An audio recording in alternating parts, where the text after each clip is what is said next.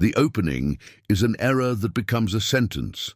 The delivery app chimes twice, but the street answers 3 times, a horn out of rhythm. In the bike's mirror, a flash of blue and green slices the asphalt like a false note. He parks, records 5 seconds of audio, and mentally overlays the city's noise against the pattern he knows by heart. Where there's too much silence, there's a story.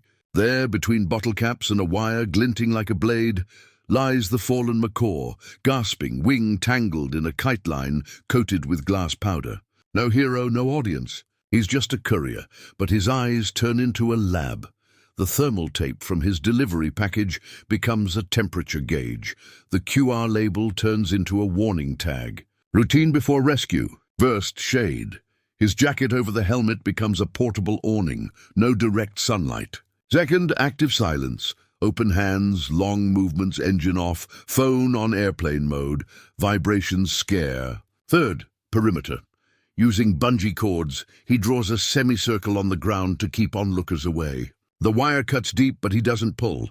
He uses the knot that unties, creates slack, brings a blunt-tipped scissor from his toolkit, cuts far from the feathers, loosens and breathes with the bird in a slow count of 3. The wing trembles.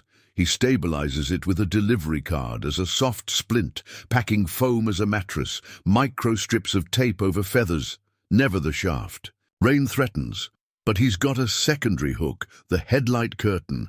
He switches the low beam on to cast a pool of light and keep motorbikes from crowding. Speaking softly, he looks for a number.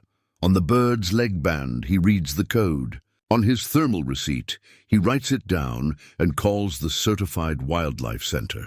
On the other end, the biologist guides him, warm without wind, no blow dryer, dark transport. He improvises. Pizza box turned shelter with air holes, cloth on top to reduce stimuli, a bottle of warm water wrapped in a sock for indirect heat.